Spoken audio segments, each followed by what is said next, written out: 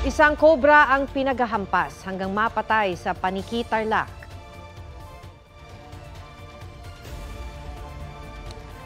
Ang sako kung nasaan ang ahas, galit na pinaghahampas ng ilang kaanak ng lalaking nasawi sa tuklaw ng cobra.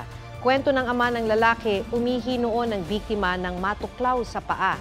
Nadala pa siya sa ospital pero nasawi rin. Nagtawag ng snake rescuer ang kanyang pamilya at nakita sa loob ng bahay ang ahas na pinaniniwalaang nakatuklaw sa lalaki. Paalala naman ng Provincial Environment and Natural Resources Office o PENRO, bawal ang pagpatay sa wildlife animals tulad ng cobra maliban kung ito ay emergency. Huwag magpahuli sa mga balitang dapat ninyong malaman. Mag-subscribe sa GMA Integrated News sa YouTube. Sa mga kapuso abroad, subaybayan nyo kami sa GMA Pinoy TV at sa www.gmanews.tv.